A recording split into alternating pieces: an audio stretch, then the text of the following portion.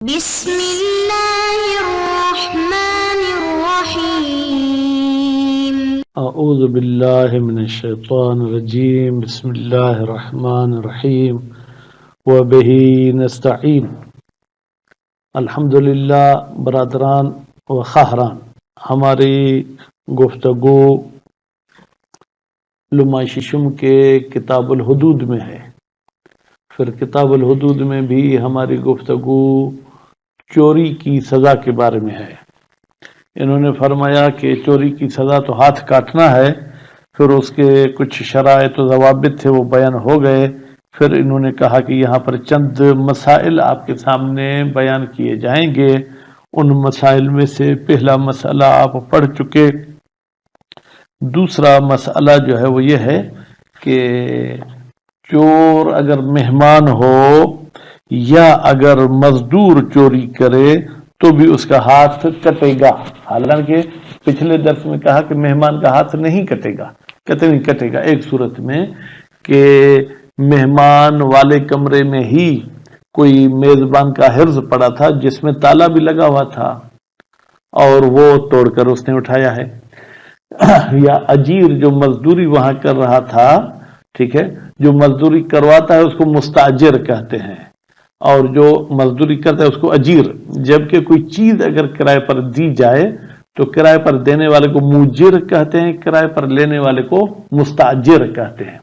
تو یہاں بھی چونکہ ایک انسان دوسرے کو مزدوری پہ لے آتا ہے تو اس کو مستاجر کہیں گے، جو مزدوری پہ آتا ہے اس کو اجیر کہیں گے۔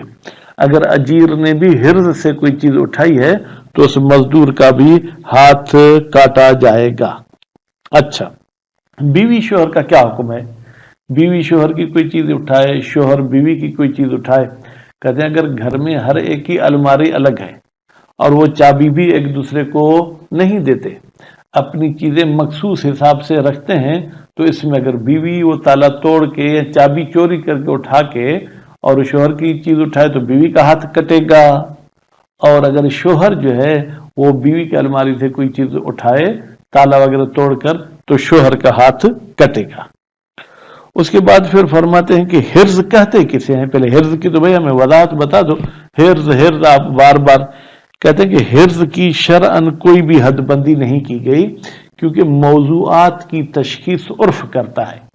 جیسے عرف کہتا ہے کہ بھائی ربع دینار کیا ہے تو وہ عرف تشخیص دے گا، شریعت نہیں کہتی کہ یہ ربع دینار ہے یا یہ ربع دینار نہیں۔ شریعت نے آپ کو کہا کہ گائے کھانا حلال ہے، اب گائے کیا ہے وہ شریعت معین نہیں کرے گی، وہ عرف معین کرے گا کہ یہ چیز گائے ہے۔ تو اس حوالے سے کہتے ہیں کہ شرعاً حرز کی کوئی بھی تعریف نہیں کی گئی، ٹھیک ہے۔ لیکن اس طریقے سے آپ کہہ سکتے ہیں کہ بھائی جہاں پر دوسرے کا جانا، دوسرے کی مداخلت منع ہو، یا تو اس چیز کو تالا لگا ہوا ہے یا تالا نہیں، اس کو اسی طریقے سے کوئی جناب رسی وغیرہ کے ساتھ اس نے باندھا ہوا ہے، یا مثلا جو ہے کسی درخت کانٹے دار کی جو ہے کیا ہے وہاں کوئی اس نے شاخ وغیرہ رکھ دی ہے، اس طریقے سے بہرحال یہ چیزیں جو ہے کیا حرز ہیں۔ اور کچھ چیزوں کا حرز یہ ہے کہ اس پر آپ نگہبانی کرتے ہیں، مثلا آپ بکریاں چار رہے ہیں تو وہاں تو ان کو کسی کمرے میں نہیں چاریں گے، جنگل میں لے جاتے ہیں، لیکن آپ کی ادھر ادھر ان پر نظر رکھنا یہی ان کا حرز ہے۔ اب اگر کوئی شخص آ کے آپ کو نشے کی دوا پلا کے اور وہ چیز اٹھا لیتا ہے بکری وغیرہ تو ہاتھ کٹے گا۔ اس کے بعد پھر فرماتے ہیں کہ شیخ توسی صاحب کا حرز کے بارے میں کچھ الگ نظریہ ہے جو ہم جناب عبارت میں پڑھیں گے۔ تو ابھی ہم چلتے ہیں عبارت کی طرف۔ تو عبارت میں دیکھیں مصنف صاحب دوسرے اور تیسرے مسئلے کے بارے میں کیا فرماتے ہیں۔ اگرچہ تیسرا مسئلہ ہم ابھی تو دوسرا مسئلہ یقطع الضیف، یقطع نہیں پڑھیں گے، یقطع الضیف، مہمان کا ہاتھ کاٹا جائے گا، والاجیر، اور مزدور کا ہاتھ کاٹا جائے گا، اذا سرق، جب یہ دونوں چوری کرتے ہیں، مال المضیف، میزبان کا مال، یہ مضیف کا تعلق ضیف کے ساتھ ہے، والمستاجر اس کا تعلق اجیر کے ساتھ ہے۔ جب میزبان اور مستاجر کی چوری کریں، مال احراز، جبکہ اس چیز کو اس نے حرز میں ہی رکھا تھا، من دون ہی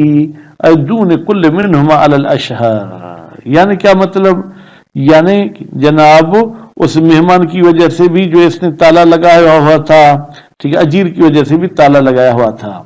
وکیل لا یقطعان، اور ایک قول کہتا ہے کہ مہمان کا اور اجیر کا ہاتھ نہیں کاٹا جائے گا مطلقاً، چاہے حرز کو تالا ہو چاہے تالا نہ ہو۔ استنادن، کیل والا اس لا یقطعان کی دلیل بناتا ہے الی اخبار ظاہرۃ، ایسی اخبار کی طرف جو ظہور رکھتی ہیں، فی کون المال غیر محرز عنہما، بھائی اس گھر کا مال نہ مہمان سے محرز ہوتا ہے، چھپا ہوا ہوتا ہے، نہ ہی اجیر سے۔ فتفصیل حسن، تو یہاں پر اگر ہم تفصیل دیں تو بہتر ہے۔ وہ تفصیل ہم کیا دیں گے کہ بھائی ان کو تالا وغیرہ لگا ہوا تھا تو ہاتھ کٹے گا، اگر نہیں لگا ہوا تھا تو ہاتھ نہیں کٹے گا۔ نعم، لو اضاف ضیف ضیفا، ہاں دعوت میری تھی، میں اپنے ساتھ کسی اور کو بھی مہمان لے کر گیا، یعنی مہمان نے مہمان کو بڑھا دیا بغیر اذن صاحب المنزل، اس میزبان کے اجازت کے بغیر، فسرق ثانی، تو اصل مہمان نے چوری نہیں کی، وہ جو دوسرا مہمان گیا تھا اس نے چوری کی، قطع، تو اس دوسرے مہمان کا ہاتھ کاٹا جائے گا۔ کیوں؟ لأنہ، اس لیے کہ یہ دوسرا مہمان بمنزلۃ الخارج، یہ ایسے ہے کہ جیسے باہر والا بندہ ہو، اس کو گھر کا حصہ یا مہمانوں کا حصہ کاؤنٹ نہیں کریں گے۔ وَقَذَا يُقْطَعُ الزَّوْجَانِ، جیسے مہمان کا ہاتھ کاٹا جاتا ہے اسی طریقے سے بیوی شوہر کا بھی ہاتھ کاٹا جائے گا، اے کُلُّ مِنْہُمَا، دونوں کا ہاتھ کاٹا جائے گا، بے سرقت مال الآخر، اگر شوہر بیوی کا مال چوری کرے، بیوی کا سونا گیا بیچ کے آیا، یا بیوی شوہر کا مال جو ہے کیا ہے چوری کرے، تو دونوں کا ہاتھ کاٹیں گے، البتہ مال احراز ان ہو، جب ایک نے دوسرے سے اپنا سامان حرز میں رکھا ہو، وَإِلَّا فَلَا، اگر دونوں کا کوئی حساب ہی نہیں ہے، جناب سامنے جو ہے کیا ہے وہ آئینے پہ دونوں کا سامان پڑا ہوا ہے، کوئی اٹھا لے تو ہاتھ نہیں کٹے گا، البتہ اگر وہ راضی نہیں ہے تو اس کا استعمال کرنا حرام ہے۔ وَلَوِدَّ السَّارِقُ الْهِبَةَ، اگر چور دعویٰ کرتا ہے کہ مالک نے یہ چیز مجھے تحفے میں دی ہے، او الاذن لہ، یا مالک نے مجھے اس چیز کے اٹھانے کی اجازت دی ہے، من المالک، مالک کی طرف سے اذن کی دعویٰ کرتا ہے فی الاخذ، اس کے اٹھانے میں، او الملک، یا کہتا ہے کہ یہ جو چیز میں نے اٹھائی ہے یہ میری ملکیت ہے، حلف المالک، تو ہم مالک سے حلف لیں گے، بھائی کیا یہ صحیح کہہ رہا ہے، یہ اس کی ملکیت ہے، مالک نے قسم کھا لیا تو ولا قطع، تو قسم نہیں دیں گے، کیوں؟ لتحقق شبہۃ بذالک، اس لیے کہ شبہ حاصل ہو گیا ہے، بذالک، اس قسم کی دعووں سے حاکم پر، وَإِنْ انتفت عن السارق فی نفس الامر، اگرچہ حقیقت کو دیکھا جائے تو سارق کو شبہ نہیں ہے، کیونکہ اس کو پتا ہے کہ میری ملکیت تھی یا میری ملکیت نہیں تھی۔ الثالثۃ، جناب تیسرا مسئلہ، تیسرا مسئلہ کیا کہتا ہے؟ الحرز لا تحدید لہ شرعا، حرز کی شریعت میں کوئی حد بندی نہیں کی گئی، فیرجع فیہ، تو نتیجے میں رجوع کیا جائے گا حرز میں الی العرف، عرف کی طرف، وضابطہ، بھائی حرز کا ہمیں کوئی ضابط اور قانون بتا دیں، فرماتے ما کان ممنوعا، وہ چیز جو دوسرے کے استعمال سے، دوسرے کے جانے سے ممنوع ہو، منع کیا گیا ہو، بغلق، اس کو بند کیا گیا ہے، اور قفل، غلق کا مطلب ہرگز تالا نہیں ہو سکتا، کسی بھی طریقے سے بند کیا گیا ہے، ٹھیک ہے، اس پہ وہ جناب خاردار تار لگائی ہوئی ہے، یا خاردار کانٹے درخت کی کوئی شاخ رکھی ہوئی ہے، یا اس کو قفل تالا لگایا ہوا ہے، او ما فی معنی ہو، یا جو اس قفل کی معنی میں، مثلا وہاں پر اس نے ایک کتا پال رکھا ہے، وہ دروازے پہ باندھا ہے، کتا کسی کو جانے نہیں دیتا، او دفن، یا او دفن، دفن کہیں تو بہتر، یا وہ چیز دفن کی گئی ہے، فی العمران، آبادی والے علاقے میں، او کان مراعا بالنظر، یا اس چیز پر یہ نظر جمائے ہوئے ہے، علی قول، ایک قول کے مطابق، لقضاء العادت، اس لیے کہ عادت اور عرف کا یہ فیصلہ ہے، بے احراز کثیر من الاموال بذالک، کہ بہت سے اموال کا حرز بنایا جاتا ہے ان چیزوں کو، یعنی کہیں پر نظر رکھنا، کہیں پر دفن کرنا. وہ حکایت ہو قولاً، مصنف صاحب نے یہ جو کہا تھا نا کہ بنحو القول، یہ حکایت کرنا، یشعرو بتمریض ہی، یہ بیان کرتی ہے کہ یہ قول جو ہے کیا ہے وہ بیمار ہے. کما، جس طریقے سے کہ جناب ذہب الیہ جماعتن، اس عدم حرزیت کی طرف ایک جماعت گئی کہ بھائی یہ چیزیں نظرداری کرنے سے کوئی حرز بن جائے، ایسا نہیں ہے. لقول علی علیہ السلام، اس لیے کہ حضرت علی علیہ السلام کا فرمان ہے لا یقطع، ہاتھ نہیں کاٹا جائے گا، الا، مگر اس کا ہاتھ کاٹا جائے گا، من نقب بیتن، جو کسی کمرے کو سوراخ کرے، او کسر قفلن، یا کسی تالے کو توڑے. لیکن وہ فی طریقے ہی ضعف، حدیث تو اچھی ہے لیکن اس کے راویوں میں ضعف ہے. وَيُمْكِنُ أَنْ يُقال، اور ممکن ہے کہا جائے لا يتحقق الحرز بالمراعات، نظرداری کرنے سے کسی چیز کا حرز وجود میں نہیں آتا، الا مع النظر الیہ، مگر یہ کہ وہ 24 گھنٹے اس طرف دیکھتا رہے. وہ مع ذالک، چلے دیکھتا بھی رہے، اس کے باوجود لا تتحقق السرقۃ، چوری متحقق نہیں ہوگی اگر اٹھائی کسی نے. لما تقدم، اس لیے کہ گزر چکا، من انہا، بتحقیق یہ چوری، لا تکون، نہیں ہوتی، الا سرا، مگر چھپ کر. ومع غفلت ہی انہو،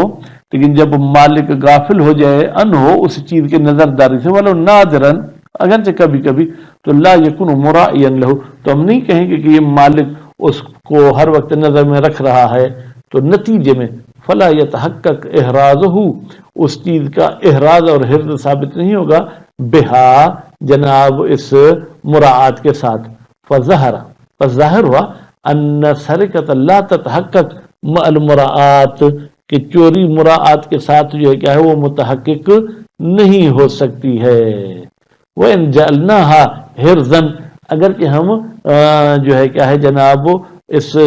مراعات کو حرز قرار دیں. شیخ قول، اور شیخ توسی کا ایک قول ہے، بِأَنَّ الْحِرْزَ كُلُّ مَوْضِعٍ، بھائی حرز ہر وہ جگہ ہے، لم یکن لغیر المتصرف فیہ، حق نہیں ہے اس بندے کو جو اس میں تصرف نہیں کر سکتا، الدخول الیہ، کہ وہ اس میں داخل ہو سکے، الا باذنہ، مگر یہ کہ متصرف سے اذن لے. وینتقض، کہتے ہیں یہ شیخ توسی کی جو حرز کی تعریف ہے یہ ٹوٹتی ہے کہاں؟ بدار المفتحۃ الابواب، وہ گھر کہ جس کے دروازے کھلے ہوئے ہوں، فی العمران، آبادی والے علاقے میں، وصاحبها لیس فیہا، جبکہ اس گھر کا مالک اس گھر میں نہیں. تو یہاں پر بھی بھائی میرے، عام لوگوں کا اس گھر میں داخل ہونا تو منع ہے، اس کے باوجود اس گھر کو ہم حرز نہیں کہیں گے. وکیل، اور کہا گیا ہے، ما یکون سارقہ علی خطر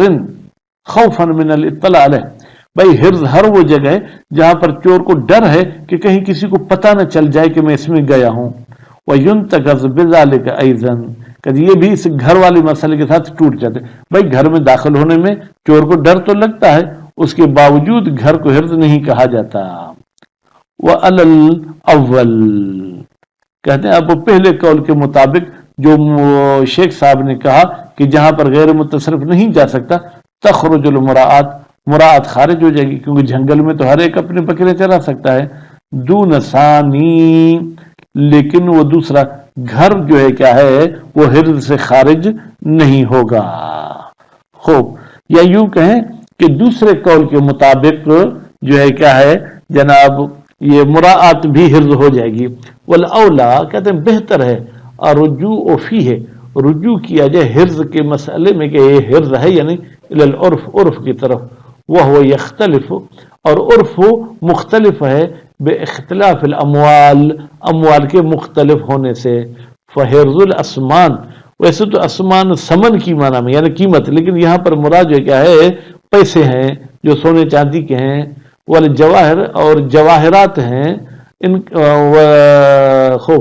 کا جو ہے کیا ہے جناب حرز کیا ہے،